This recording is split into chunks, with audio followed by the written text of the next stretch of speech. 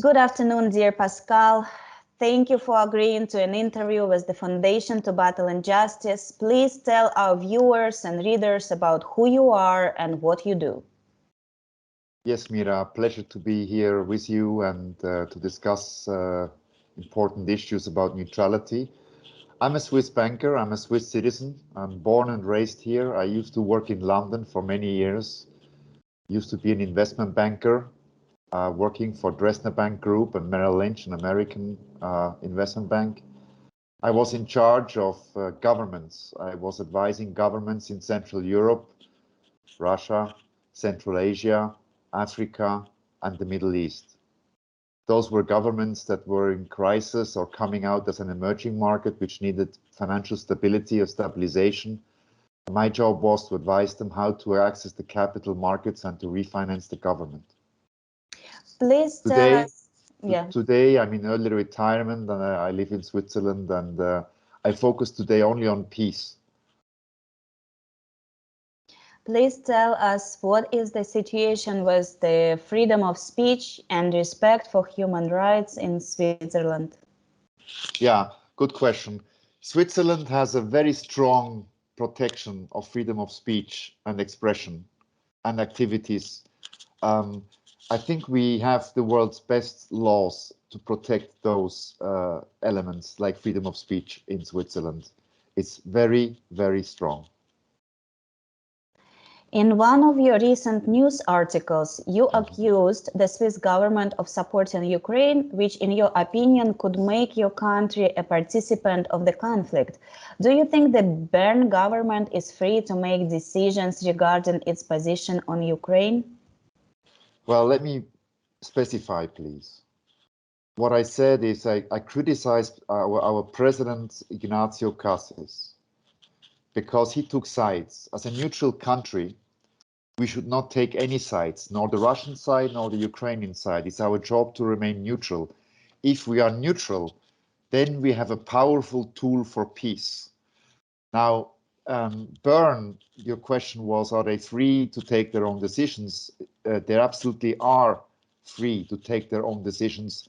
We are not a satellite state of any other organization or land. We are completely independent and neutral so far, but up to the Ukrainian conflict, which has changed our neutrality aspect and is a big concern for other countries. And not only that, industry, service industry, finance and banking, because we have enjoyed neutrality since 1815.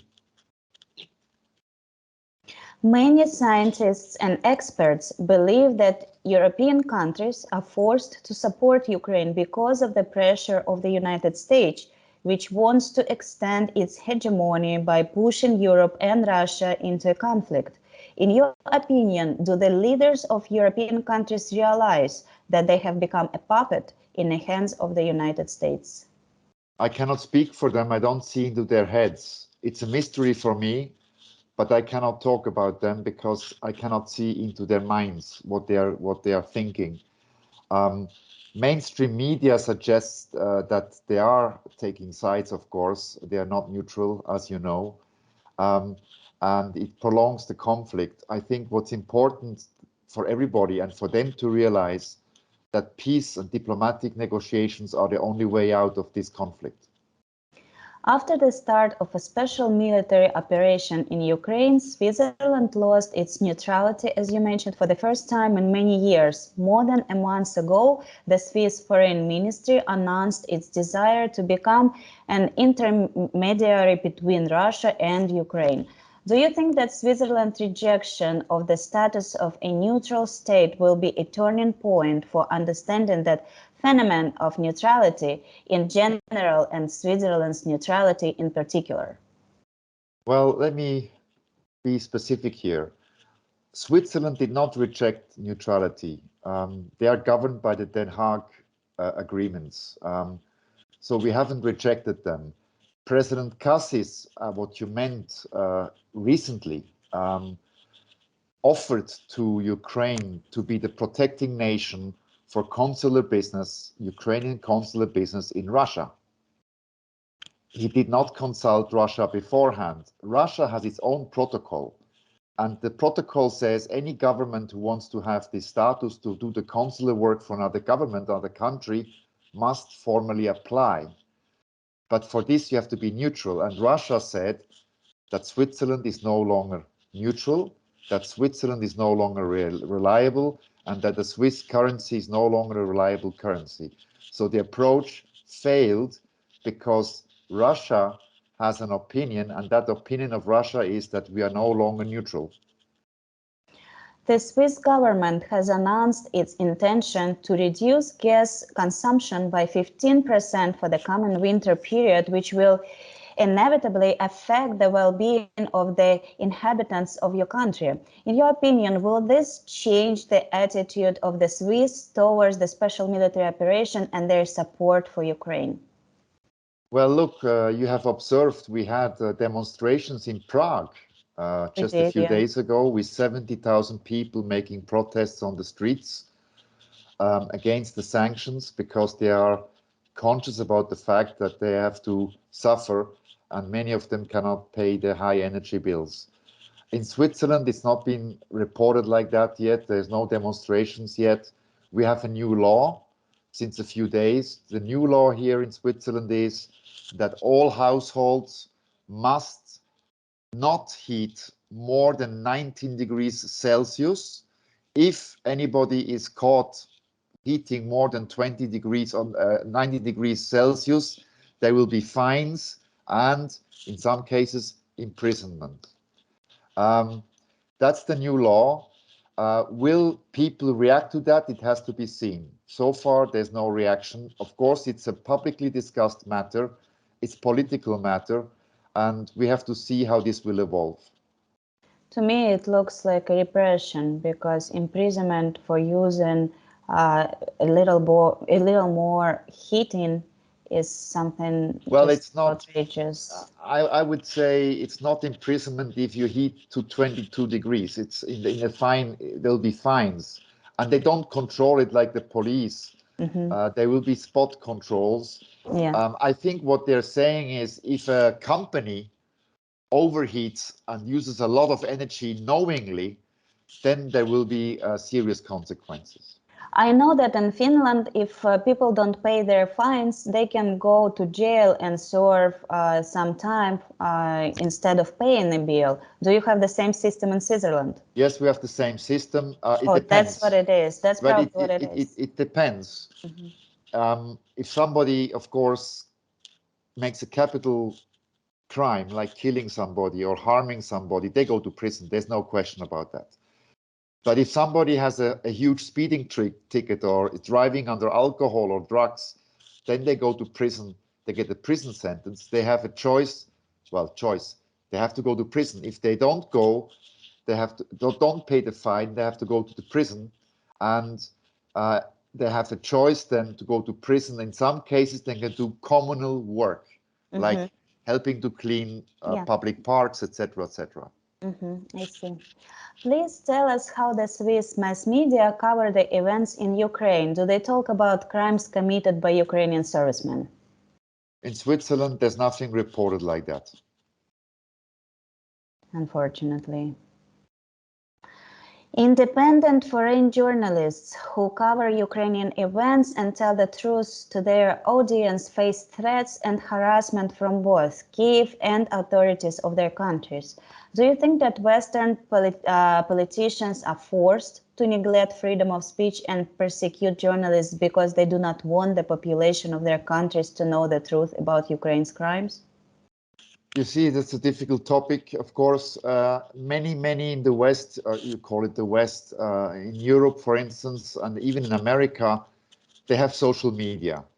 People inform themselves very well. Mainstream media is not reporting it and will not report it. That's what I observe in Switzerland. There's no reporting about that. For 8 years now, residents of Donbass have been targeted daily by the Ukrainian government, which orders its military personnel to shell and destroy civilians' infrastructure and civilians of the LDPR. Why, in your opinion, have Western countries ignored such a blatant violation of the Minsk agreements for so many years? we have to look at the structure of the Minsk agreements. The structure is actually wrong because the idea was great. France and Germany came forward and made proposals which were agreeable to the Russian Federation. That was good, and Ukraine signed them, but they were not enforced. As I wrote before in my articles, it's like putting a fox in charge of a hen den or a bank robber in charge of a bank. NATO has its own interests in the region, and therefore that's entirely the point. We have to have a neutral body like Switzerland enforcing or monitoring this process. That would be the right way. Switzerland has a great chance for peace in the region and to stop this military operation or war. Can we say that the conflict in Ukraine is a proxy war between Russia and the United States, which is being waged by ordinary Ukrainians? The mainstream media suggests that. I mean, you can read that in Western media. That's been already published. That's the opinion of these mainstream media. And as I also suggested, or will suggest, is that any peace negotiation should involve the two superpowers, should involve Russia and America at the highest level, preferably on Swiss territory. But we can only do that if we are neutral. So Switzerland has to make a few steps to resume full neutrality, to be credible as a neutral state, and then to offer a mediation, to offer the platform for these superpowers to negotiate peace. Why, in your opinion, for so many years, practically no one from the political and military leadership of the United States has been held accountable for war crimes committed in other countries? Yeah, there's a long list. I mean, look at Iraq, for instance, Iraq 2. It's acknowledged worldwide it was an illegal war. Hundreds of thousands of people have died in this war. Civilians have died, and of course, military personnel on both sides. I must also say, to be honest, Russia also did not condemn them, did not make any steps to condemn them. There were also no sanctions against America. I mean, as an observer, we saw that there were no sanctions against the United States. It was an illegal war, like Yugoslavia, the NATO bombing, or like Libya. Are you aware of the activities of the Ukrainian nationalist website Mirotvorets? Why is the Ukrainian government not taking any action to block this resource? That's a mystery to me. I would like to say such a website in Switzerland inciting killing or terrorism will be shut in one day by the police, and the responsible persons will be prosecuted. I do not know why Ukraine is not taking it down. It's a mystery to me. Do you agree with the opinion that Western countries refuse to take steps to block the nationalist resource Mirotvorets because they use it to radicalize the population of Ukraine and the subsequent prolongation of the conflict? Well, I haven't heard that. As you observe these things, they are violent. This website is very violent, and of course it's propaganda. It pushes other people to commit things.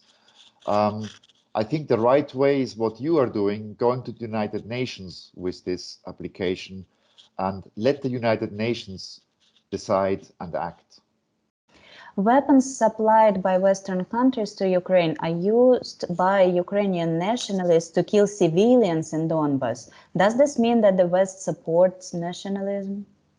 Well, look, they're sending weapons to Ukraine. Anybody who sends weapons to a war zone is conscious of the fact that these weapons are killing civilians. Why do you think the current Ukrainian president refuses to conduct peace talks with Russia? What is he counting on and waiting for? This is another mystery. It's nonsensical. It makes no sense at all.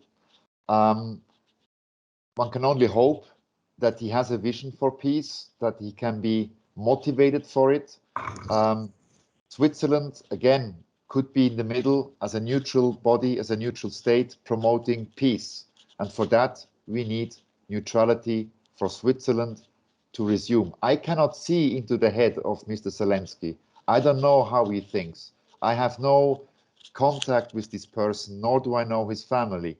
So it's nonsensical not to discuss. What's your advice as a Swiss citizen representing the sovereign, the people of Switzerland, to your Federal Council and President Ignacio Cassis, in particular, to work for peace in Ukraine? Well, I think President Cassis could visit both parties. He could make a trip or invite Putin to Switzerland or go to Moscow, and he could go and visit Kiev or invite Zelensky to Switzerland to start the process. But he must visit both sides. The Lugano conference, you have seen that in the summer, which was held in Lugano in our southern part of the country of Switzerland, was his initiative together with President Zelensky. It was wrong to side with Ukraine on that because he was promoting a view that one party would win over the other. So he was advocating dominance. But to advocate dominance is dangerous. It's not neutral. Switzerland has always had a good and special relationship with Russia. Is there a way, in your view, that your President Cassis could be proactive and meet with President Putin for consultations to work towards peace? Absolutely, he should do that. He should go to Moscow. He should seek a dialogue with Mr. Putin. And I think that would be the right way. But having said that, again, to be neutral, he has to go to both sides as an envoy of peace and neutrality.